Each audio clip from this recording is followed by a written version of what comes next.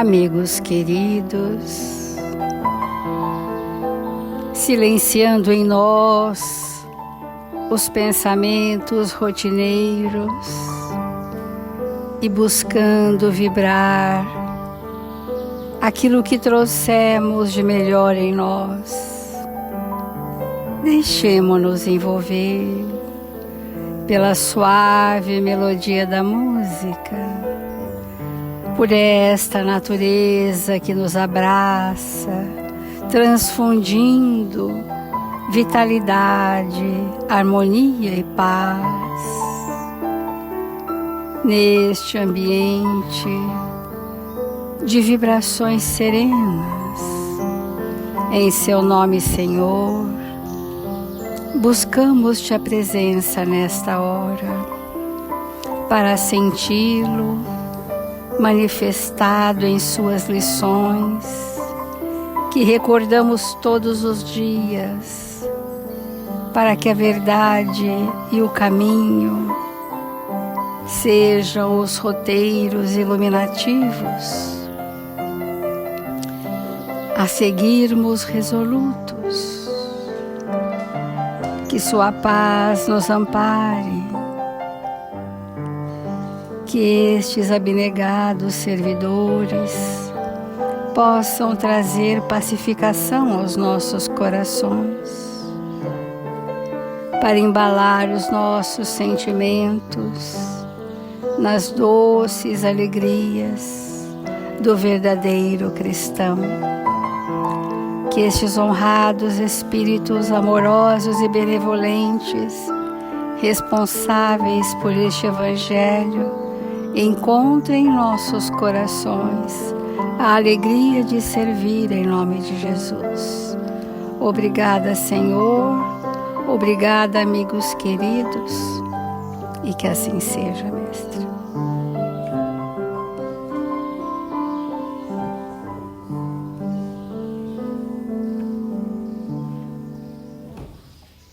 Do Evangelho segundo o Espiritismo, o capítulo 9, Bem-aventurados os mansos e os pacíficos. E nós estamos falando sobre a cólera, no item 10, que diz assim: segundo a ideia muito falsa de que não se pode reformar sua própria natureza, o homem se crê dispensado de esforçar-se para se corrigir dos defeitos, nos quais se compraz. Estagia nesses defeitos por prazer e voluntariamente. É estarrecedor, né? Nós ouvimos isso de Hahnemann, que nós temos um prazer que nos prende nessa retaguarda, que são as expressões da raiva nas suas várias nuances, desde a irritabilidade constante até os acessos de cólera e ira, são todas nascentes de espíritos extremamente frágeis. A fragilidade espiritual e emocional em decorrência são próprios dos espíritos que agem de forma primitiva, porque a raiva é uma resposta defensiva dos animais. E quando o ser humano, milênios e milênios, ainda permanece nesse estágio de reação a qualquer contrariedade, a qualquer dissabor, a qualquer revés da vida, mostra que aqueles de nós estamos num estágio muito primitivo e, portanto, imaturos. E se imaturos, crianças espirituais. Porque a criança ela tem uma prontidão para a reação mais intempestiva, porque ela não tem argumento, a palavra dela ainda não explica o que ela pensa, então ela age corporalmente. Mas, saindo dessa infância, nós temos então a razão estruturada. E mais que isso, nos parágrafos anteriores, quando os espíritos dizem, olhe-se no espelho no momento de raiva, e o que você sentiria ao ver-se dessa forma, né? Ou seja, nós, naquele momento súbito de raiva, nossa fisionomia se altera a ponto de parecermos realmente verdadeiras feras. Então, nós estamos querendo falar sobre isso, desse ponto de vista, aqui, que, olha só, nós podemos mudar profundamente todas as nossas características enfermas. Nós podemos mudar. Nós podemos mudar traços arraigados da nossa personalidade. Nós podemos mudar as atitudes que nos são características. Nós podemos mudar até o temperamento. Nós podemos mudar a nossa visão de mundo. Para isto, não são necessárias grandes situações, são necessários que o espírito tenha consciência de si mesmo.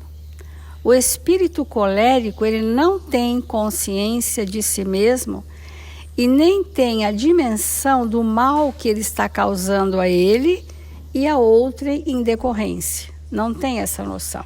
Então, o estágio consciencial desse espírito é um estágio ainda de alienação sobre si mesmo. Ora, se eu começar a me perceber verdadeiramente, mesmo que com a ajuda de muitos daqueles que ombreiam comigo a experiência na Terra, se eu tiver uma certa humildade para que esses espíritos, essas pessoas, pontuem para nós as nossas características e tivermos uma certa humildade de reconhecer, nós podemos fazer construções. Primeiro, nós estamos dando assim passo a passo. Primeiro, vem a ação no bem constante, se misturar onde quer que haja dor para socorrer, para amparar, para se entregar à dor do outro. Isso vão formando dentro de nós hábitos do bem constante. Quando o hábito do bem constante está associado ao conhecimento da verdade e que esta verdade move as nossas ações para experiências relevantes na fé, por exemplo, nesse estágio evolutivo, olha, uma certa humildade, a fé construída a partir da experiência do que já sabemos, esse estado de construção do bem constante, vamos dizer assim, é a única força capaz de alimentar a vontade. A vontade, ela não está pronta no espírito que não está como a pauta da sua vida, a caridade. Não está. E nós ficamos no desejo achando que aquilo é vontade. Mas é apenas um desejo de se modificar, mas não há força, não há recurso, não há aquela bagagem que vai imantar o nosso pensamento de um fluxo tão intenso que atinge a nossa consciência. E aí sim, a vontade se manifesta. E tendo manifestado a vontade, nós podemos tomar decisões radicais, porque é necessário de realmente mudarmos aquela característica. Porque a palavra mais constante em todos nós, que tentamos justificar a nossa não transformação, é assim, eu não dou conta. Quando nós dizemos eu não dou conta, eu desarticulo todos os circuitos de imantação da minha vontade. Eu desmonto a minha força. Porque eu me justifiquei que eu não dou conta. Então, olha, diz assim: se crê dispensado de esforçar-se para se corrigir dos defeitos nos quais se compraz, ou que exigiriam muita perseverança. E a gente colocaria aqui que não só a perseverança, mas muitos sacrifícios. E nós precisaríamos entender o que é o bem, né? Porque quando eu faço mal para alguém, através da minha cólera, eu fiz o mal para mim mesmo. Então eu não sei o que é o bem. Diz ainda a mensagem do Evangelho,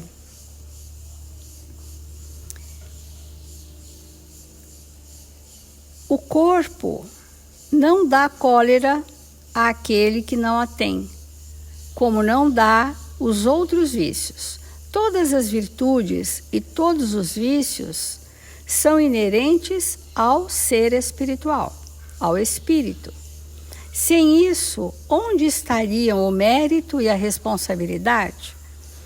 Então, a pessoa pode ter uma configuração física franzina e ser um espírito altamente agressivo e colérico. Como ela pode ser uma pessoa com uma compleição física avantajada e ser um doce de pessoa. Porque aquilo, o corpo é um instrumento que é óbvio que com o tempo vai espelhar o espírito que somos. Isso é inevitável. Você pode ter uma fisionomia ok, tranquila, mas aquelas vibrações vão imprimir na nossa fisionomia aquilo que somos. Então, Eurípides tem um estudo sobre a fisionomia das pessoas, mostrando que aquelas características revelam traços fortes da personalidade, né? Então,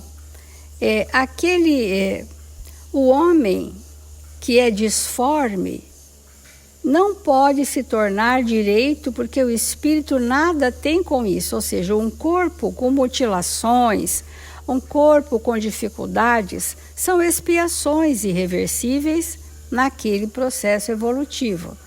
Mas o espírito, né, diz aqui, o que é o corpo não pode se modificar. O que é do espírito quando tem uma vontade firme.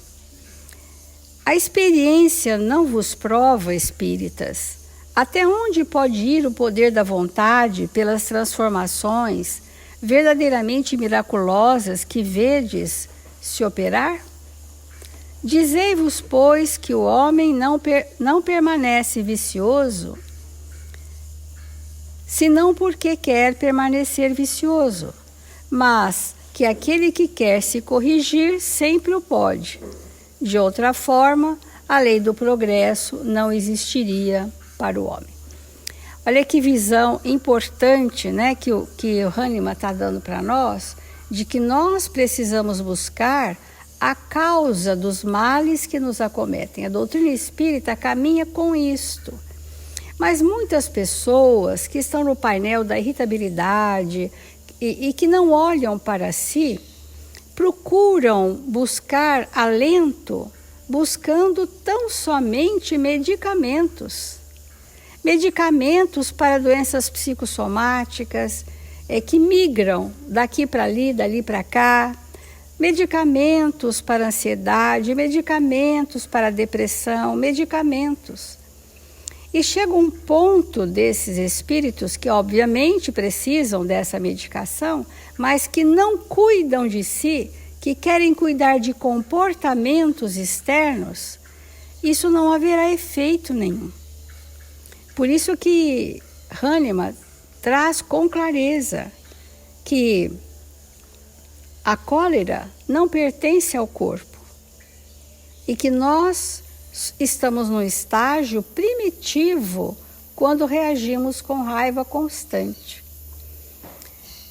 A doutrina espírita nos traz, assim, um manancial, eu diria, de convites para fazermos mudanças. No tempo que nós estamos, amigos, nós precisamos acelerar o passo da nossa transformação, porque não daremos conta de nós mesmos. Estaremos desviando sobremaneira da reta segura do nosso planejamento reencarnatório por esses atos imaturos e que revelam ainda nosso estado bem primitivo. Então vamos refletir sobre isso.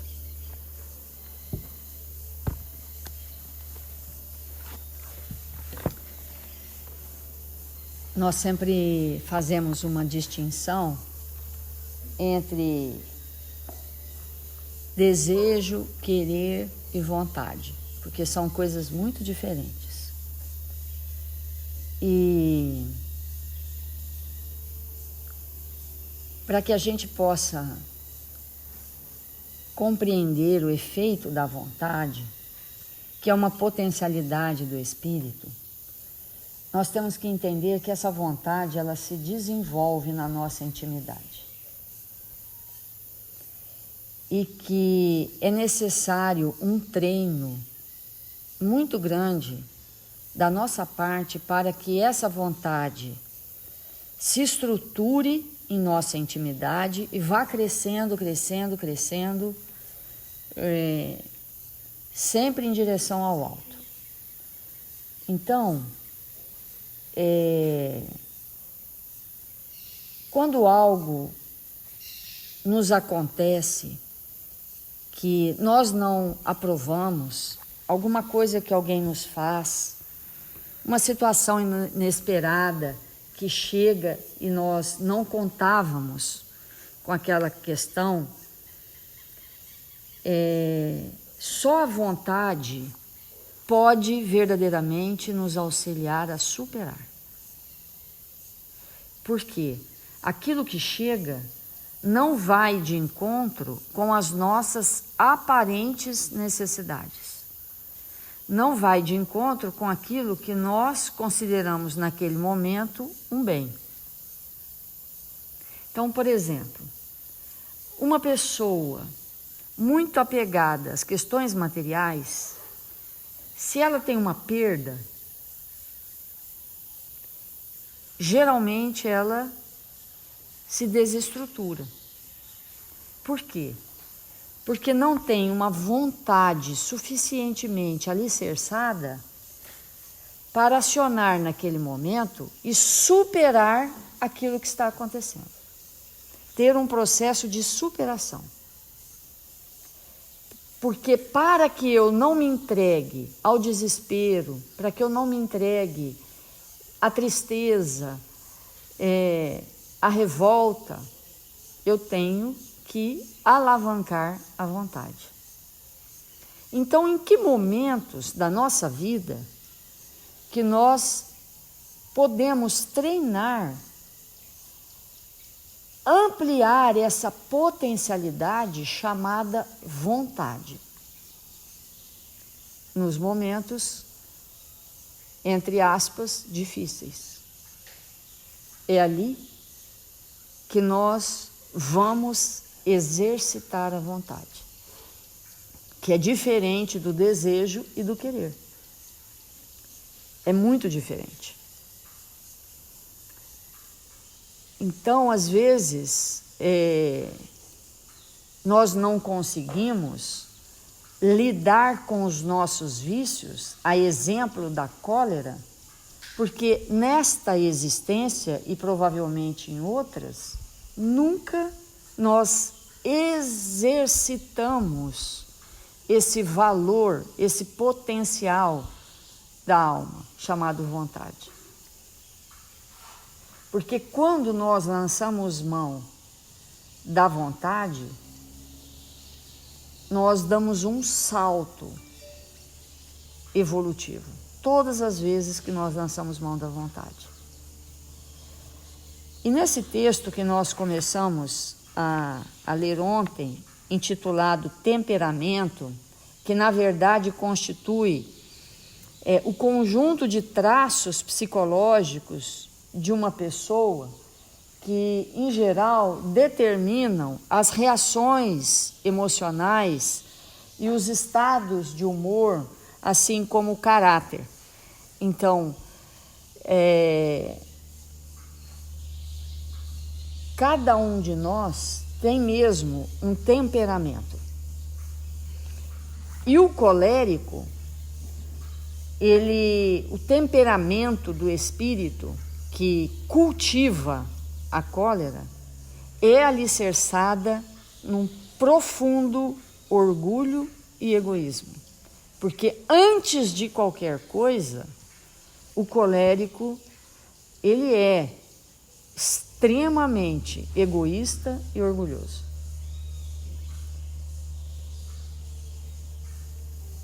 E dando sequência, então, a esse texto que nós começamos ontem, Emmanuel diz assim: no que concerne a temperamento, é possível receber as melhores instruções e receitas de calma. Entretanto, em última análise, a providência decisiva pertence a nós mesmos.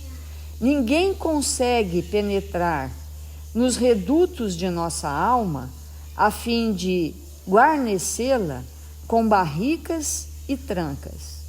Queiramos ou não, somos herdeiros do nosso próprio reino mental.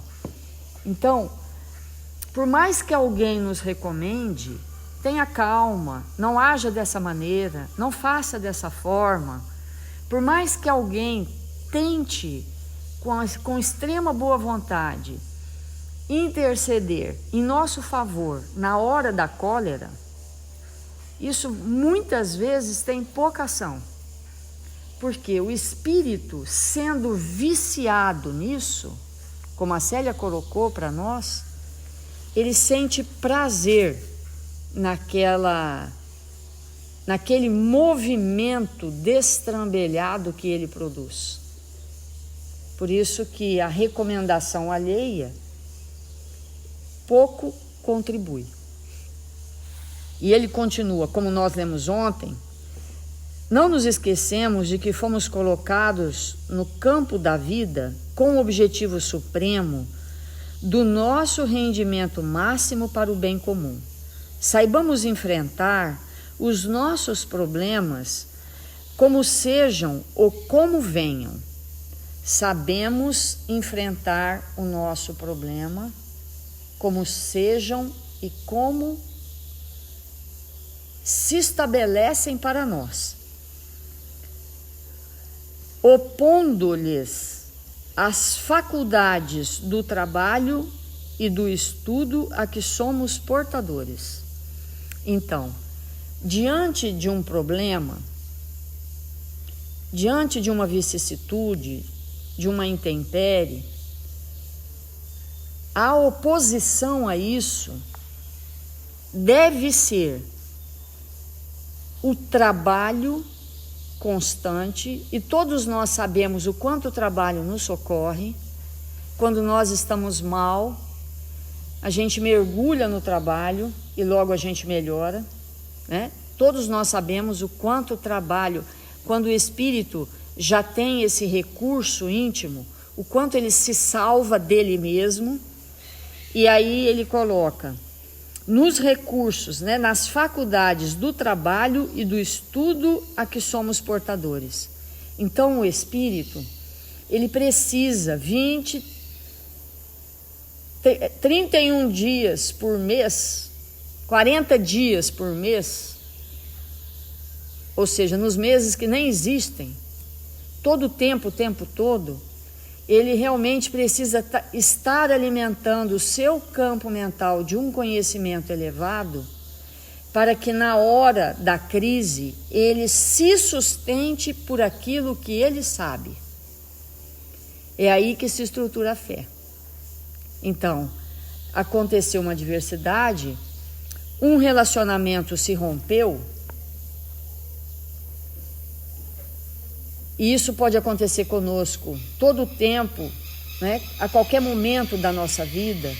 E não importa se esse relacionamento tem 1 ano, 10 anos, 30 anos, 50 anos, né? Um relacionamento se rompeu, onde nós vamos nos apoiar? No trabalho e no que sabemos. Se não somos afeitos ao trabalho, vamos cair num abismo. Se não somos afeitos a conhecer, a saber, a ter um conhecimento que nos alinhe, a profundidade desse abismo aumenta. Porque o espírito, ele precisa passar por isso. O espírito precisa passar pelo abandono. Para quê? Para desenvolver o perdão, a amizade, a tolerância, a compreensão, saber que ninguém é de ninguém, que todos somos livres, que podemos ir e vir. O espírito precisa passar por isso. Se ele não precisasse, ele não estaria no mundo de provas e expiações. Então, há momentos que nós vamos passar por isso. E vamos superar. Completamente. Nós vamos superar. Por quê? Porque a nossa vida não é composta só disso. E se nós não temos uma estrutura íntima, nós alimentamos a raiva, o ódio, a intemperança, e com isso comprometemos a nossa saúde e não resolvemos o problema que chega. E ele continua: diante dessas vicissitudes, nem explosão pelas tempestades magnéticas da cólera, nem fuga pela tangente do desculpismo, conter-se e governar-se. Então, é muito importante nós refletirmos sobre isso, porque nós vamos ser surpreendidos na nossa vida, com certeza, por situações que vão, que nós vamos sentir que o chão desapareceu. E o que vai nos sustentar no equilíbrio é tudo aquilo que nós armazenamos de entendimento nas horas da bonança. É para isso que essas horas existem. Por quê? É na hora da bonança, é na hora do tudo bem e do agradável que nós temos cabeça, coração, para mergulharmos no aprendizado das coisas que vão nos sustentar na hora da dificuldade. E aí ele continua: aqui e além, estamos chamados a conviver com os outros, mas vivemos em nós, estruturando os próprios destinos. Olha que importante isso. Nós estamos todo o tempo todo, convidados a estar com o outro para aprender a conviver conosco mesmo. Olha a importância disso. Quanto mais eu sei me relacionar, quanto mais eu sei conviver, mais eu sei estar comigo mesmo. E o inverso é igualmente verdadeiro. Se eu não tenho esse trâmite, se eu não me esforço para estar com o outro, eu não sei estar comigo. Porque estar comigo, porque a gente pode dizer assim, um misantropo, ou seja, uma pessoa que gosta de ficar trancada no quartinho, que gosta de ser museu, que gosta de ficar intocável, essa pessoa que gosta todo o tempo todo do silêncio, esse espírito não aprendeu ainda a lidar com o outro. Por isso que ele se isola. Não aprendendo a lidar com o outro, não sabe lidar consigo. E como que a gente sabe que a gente não sabe lidar conosco mesmo? Porque a situação adversa acontece e a gente implode ou explode, a gente se mata, a gente se aliena, né? Então o espírito, olha o tanto que a gente se engana a respeito de nós mesmos, né? O espírito que não se relaciona bem com o outro não sabe nada ou muito pouco de si mesmo. É isso que ele está dizendo para nós. Então, ele afirma: aqui e além estamos chamados a conviver com os outros, mas vivemos em nós. A vida é íntima, estruturando os próprios destinos. É o que eu vivo aqui dentro de mim que determina a minha direção, para onde eu vou. É o que eu vivo na minha intimidade que traça o meu destino. Porque o que estou vivendo aqui fora pode não ter absolutamente nada a ver com o que eu estou vivendo aqui dentro. E é o que eu vivo aqui dentro que traça a minha reta, a minha rota, o meu destino. E ele então complementa: na pauta da nossa vontade, porque a vida, em nome de Deus, criou em cada um de nós um mundo por si. É muito interessante isso, gente. Extremamente interessante.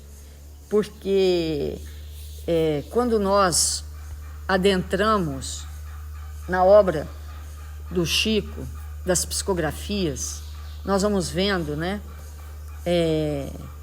em várias obras, que os espíritos nos esclarecem que o mundo espiritual, ele é repleto de colônias. Então, tem colônias dos espíritos de dadas religiões, tem colônias de espíritos de artistas, tem colônias de espíritos de intelectuais, tem colônias, muitas, porque as almas, elas se unem pelas afinidades. E isso é muito interessante, porque só nós mesmos sabemos o que vai no nosso mundo íntimo. E é a partir do que nós cultivamos na nossa intimidade é que nós vamos nos selecionando e ocupando espaços diferentes quando nós retornamos ao mundo espiritual. Então vamos refletir sobre isso, alavancar nossa vontade, abandonar a cólera, a raiva, porque não é possível, gente, não é possível que nós não temos nada dentro de nós melhor do que a raiva para enfrentar vicissitudes. Não é possível. Não é possível. Que a gente não tem nada mais interessante, nada mais burilado, nada mais trabalhado na nossa intimidade, a ponto de toda hora a gente ter que recorrer ao que há de pior em nós, que chama raiva e cólera. Não é possível que a gente está nisso ainda. Então a gente tem que dar um basta. Essa é a ideia, né? Dar um basta. Na hora que as coisas acontecem, dizer para nós mesmos: não, basta, eu não vou mais por aí. Eu tenho outros caminhos. Eu vou sentir de outra forma para solucionar o que está dentro de mim, né? Então isso é uma coisa muito importante para nós. Vamos fazer a nossa prece.